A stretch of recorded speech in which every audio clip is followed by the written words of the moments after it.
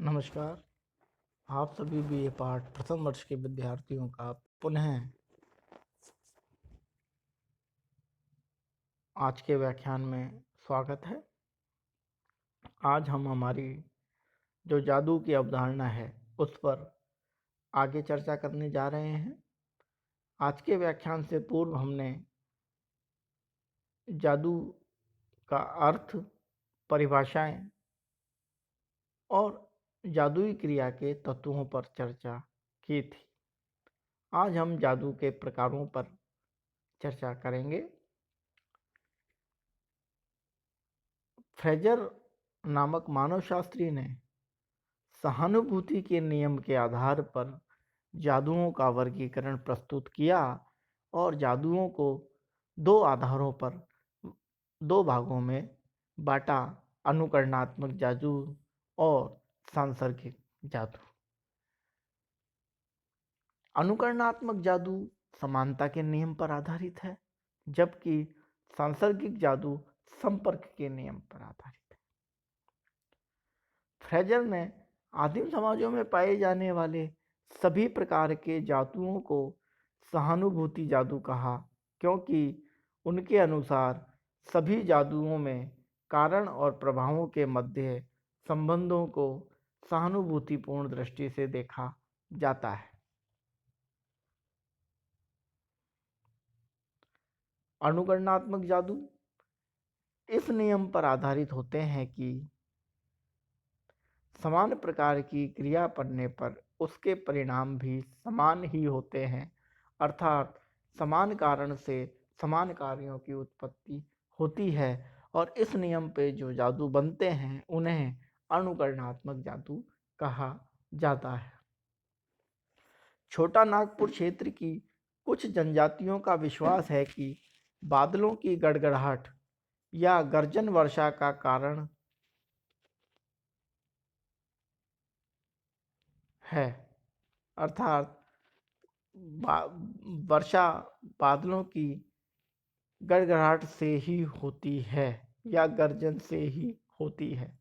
इसलिए छोटा नागपुर क्षेत्र की जनजातियां के लोग बारिश लाने के लिए ऊंचे ऊंचे पहाड़ों पर, चोटियों पर जाकर वहां से बड़े बड़े पत्थर नीचे की ओर लुढ़काते हैं और अपेक्षा करते हैं कि पत्थर के लुढ़कने से जो आवाज़ होती है वैसी ही आवाज़ बादलों की गर्जन से होती है। अतः इस समानता के आधार पर वर्षा होगी। अर्थात फ्रेजर ने जो जादुओं का वर्गीकरण रखा, उस वर्गीकरण में जो पहला प्रकार फ्रेजर बताते हैं अनुकरणात्मक जादू, वह समानता के नियम पर आधारित है, अर्थात समान क्रियाओं के परिणाम भी समान होते हैं। इसके लिए फ्रेजर ने छोटा नागपुर क्षेत्र की जनजातियों का उदाहरण रखा। उनका कहना है कि वर्षा का मूल कारण बादलों की गर्जन या गड़गड़ाहट है। छोटा नागपुर क्षेत्र की जनजातियां देखती हैं कि जब वर्षा होती है तो गर्जन की आवाज़ आती है। जब भी छोटा नागपुर क्षेत्र की जनजातियों का ऐसा मानना है कि वे पहाड़ पर जाकर बड़े बड़े पत्थरों को नीचे की ओर लुढ़काते हैं और ऐसा करने से वह मानते हैं कि जो आवाज़ होती है वह बादलों के गर्जन जैसी होती है। इसलिए इस साम्यता के आधार पर वह वर्षा लाने का प्रयास करते हैं, अर्थात इस प्रकार के जादू को फ्रेजर अनुकरणात्मक जादू के अंतर्गत रखते हैं। हो जनजाति में भी लोग हो जनजाति में भी वहाँ के आदिवासी लोग वर्षा की आवश्यकता पड़ने पर आग जलाते हैं और उनकी मान्यता है कि उससे उठने वाला धुआं बादल बनकर वर्षा करेगा, अर्थात वह धुएं को बादल के रूप में मानते हैं और बहुत अधिक मात्रा में धुआं उत्पन्न करने की प्रक्रिया को अपनाते हैं और ऐसा मानते हैं कि ये धुआं आकाश में जाकर, ऊंचाई पर जाकर बादल बनेगा और वर्षा करेगा। पुतलों को जलाना भी अनुकरणात्मक जादू के अंतर्गत आता है। ऐसा विश्वास किया जाता है कि जब किसी पुतले को जलाया जाता है या उसमें कील ठोकी जाती है तो वास्तविक व्यक्ति को भी उतना ही कष्ट होता है जितना उस पुतले को हो रहा है। अर्थात किसी पुतले के माध्यम के आधार पर जादुई क्रियाएं करना भी अनुकरणात्मक जादू के अंतर्गत आता है।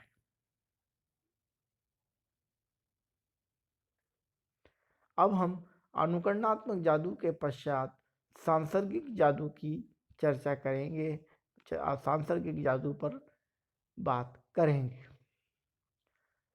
सांसर्गिक जादू जिस नियम पर कार्य करता है वह नियम है कि जब कोई वस्तु एक बार किसी के संपर्क में आ जाती है तो सदैव उसके संपर्क में रहती है। इस प्रकार के जादू में संपर्क का अधिक महत्व रहता है। फ्रेजर कहते हैं कि जो सांसर्गिक जादू है वह इस नियम पर आधारित है कि जब कोई वस्तु एक बार किसी के संपर्क में आ जाती है तो वह सदैव उसके संपर्क में बनी रहती है। फ्रेजर इसका उदाहरण भी देते हैं। उनका कहना है कि आदिम जनजातियों में आदिम लोग एक दूसरे के कपड़े नहीं पहनते हैं क्योंकि कपड़े भी व्यक्ति के शरीर का एक भाग माना जाता है। अर्थात एक दूसरे के कपड़े नहीं पहनना यह भी सांसर्गिक जादू के अंतर्गत आता है।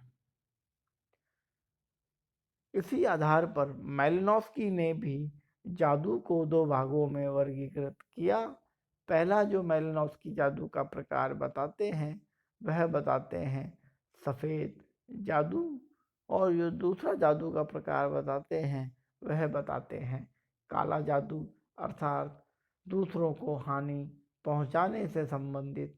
अर्थात मैलिनोव्स्की यह खुलकर विचार रखते हैं अपनी पुस्तक में कि जादू मनुष्य जादू के माध्यम से दो ही प्रकार के कार्य करता है, या तो वह खुद की सुरक्षा प्राप्त करता है या खुद के लाभ प्राप्त करता है, और दूसरा जब उसे किसी को नुकसान पहुंचाना होता है। मैलिनोव्स्की कहते हैं कि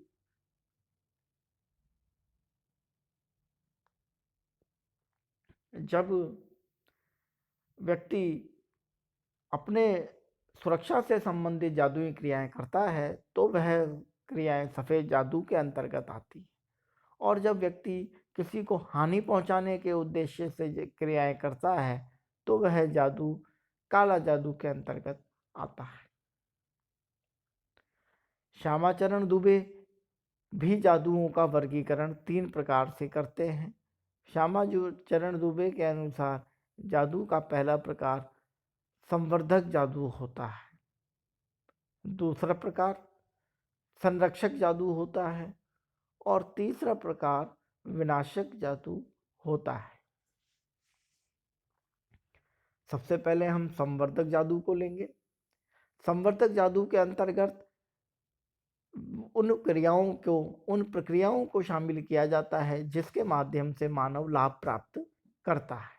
उदाहरण के लिए आखेट करना, वर्षा करना, मछली पकड़ना आदि से संबंधित जितनी भी जादुई प्रक्रियाएं या जादुई क्रियाएं मानव करता है वे सब संवर्धक जादू के अंतर्गत आती हैं। कुछ जनजातियां जब समुद्र में मछली पकड़ने के लिए जाती हैं तो कुछ प्रकार की विशेष क्रियाएं करती हैं, और विशेष क्रियाएं करने के पश्चात वह समुद्र में जाती है। इसी प्रकार वर्षा करने के लिए भी विशेष प्रकार की क्रियाएं की जाती हैं, और